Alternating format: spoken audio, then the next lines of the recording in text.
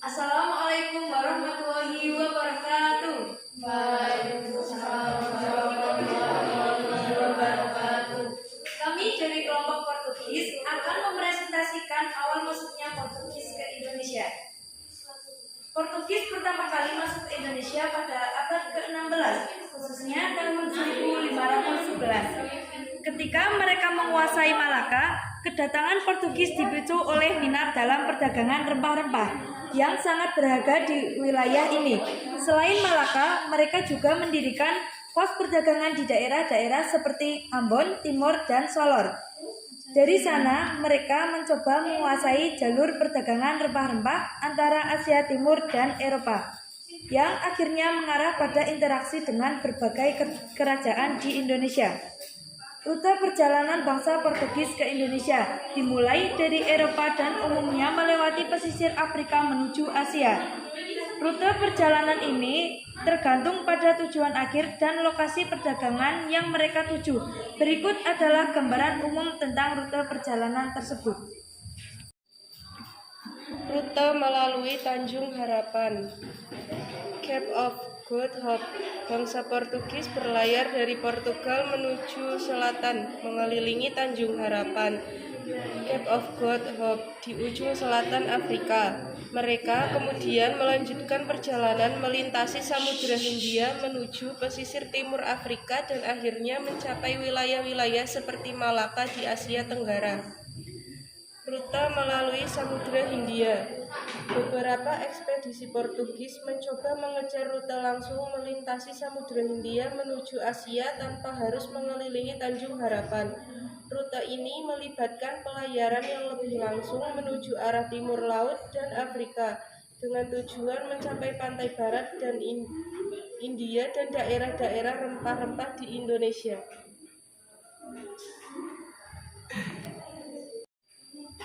Rute lintas Atlantik. Pada tahap awal penjelajahan, bangsa Portugis juga mencoba mencari rute melintasi Samudra Atlantik menuju Asia.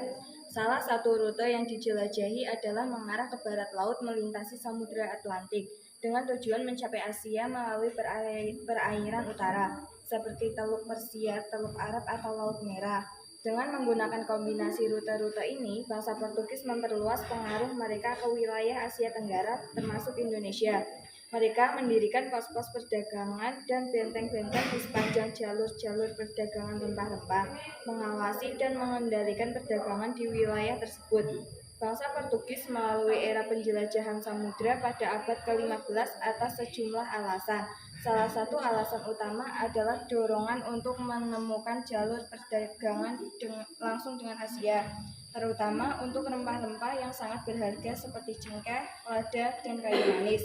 Pada saat itu, perdagangan rempah-rempah dikuasai oleh perantara Timur Tengah dan Venesia, yang membuat harga rempah-rempah melonjak tinggi di Eropa. Selain motivasi ekonomi, faktor-faktor lain yang mendorong penjelajahan samudra Portugis adalah semangat eksplorasi dan penemuan, serta persaingan dengan kerajaan-kerajaan Eropa lainnya.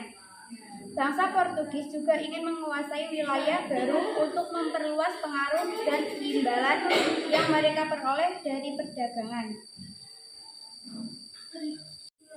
Teknologi pelayaran yang canggih pada masa itu seperti kapal-kapal dengan layar yang lebih efisien dan kompas magnetik juga memungkinkan mereka untuk menjelajah jarak yang jauh.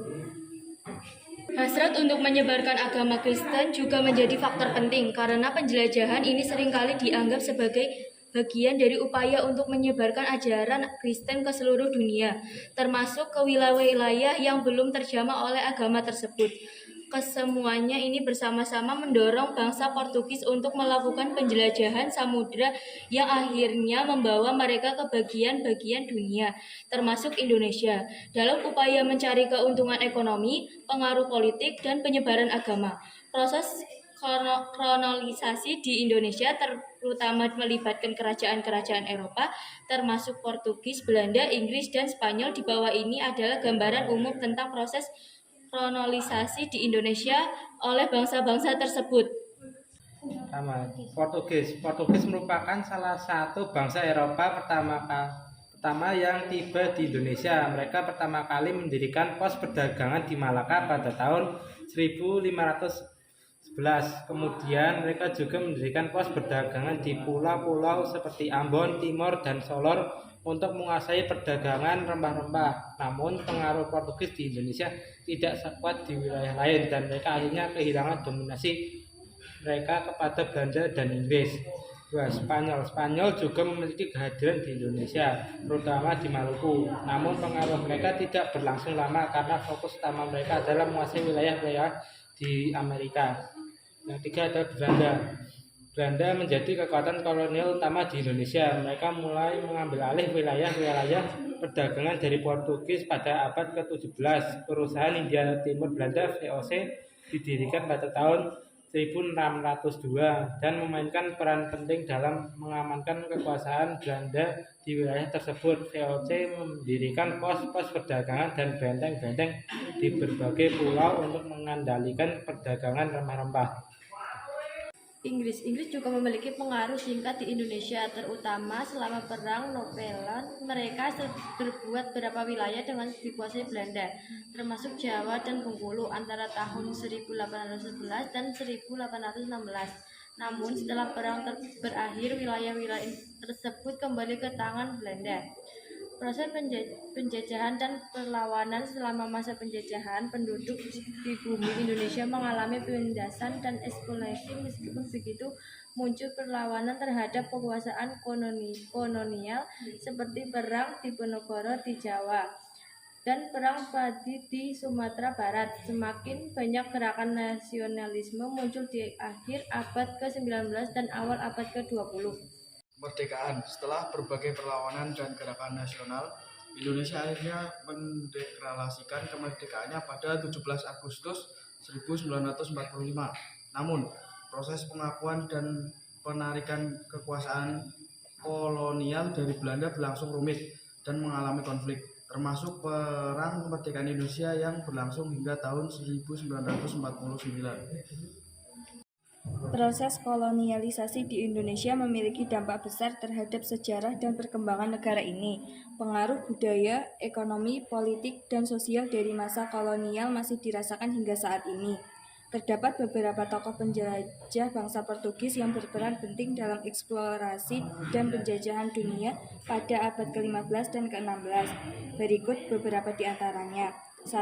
Vasco da Gama tahun 1460 sampai 1524. Vasco da Gama adalah penjelajah Portugis yang terkenal karena berhasil menemukan rute laut langsung dari Eropa ke India pada tahun 1498. Ia melintasi Tanjung Harapan di ujung selatan Afrika dan mencapai pantai barat India, membuka jalur laut langsung menuju wilayah perdagangan rempah-rempah yang sangat dicari.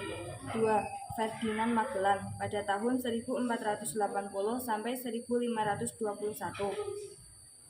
Meskipun Magellan dilahirkan di Portugal, ia bekerja untuk kerajaan Spanyol dan melakukan perjalanan penting di bawah bendera Spanyol.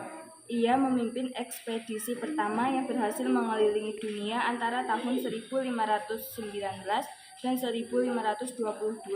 Meskipun Magellan sendiri tewas dalam perjalanan, ekspedisi ini membuktikan bahwa bumi adalah bulat dan menghubungkan rute Atlantik dan Pasifik. Bartolomeu Dias pada tahun 1450 sampai 1500. Dias adalah penjelajah utama yang berhasil mengelilingi Tanjung Harapan di ujung selatan Afrika pada tahun 1448. Pelayaran yang membuktikan bahwa Laut Atlantik dan Samudra Hindia saling terhubung membuka jalan bagi penjelajahan lebih lanjut ke Asia. Pedro Alves Cabral 1467-1520. Cabral adalah penjelajah yang dipercaya menemukan Brazil pada tahun 1500 ketika sedang dalam perjalanan menuju India. Penemuan ini secara tidak sengaja membuka pintu bagi penjelajah dan klaim wilayah baru oleh Portugis di benua Amerika.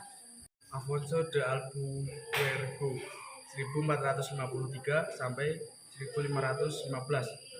Albuquerque adalah seorang panglima perang dan administrator yang berperan besar dalam ekspansi Portugis di wilayah Asia. Ia berhasil merebut Malaka pada tahun 1511 yang menjadi pos perdagangan kunci bagi Portugis dan memperluas pengaruh Portugis di wilayah timur.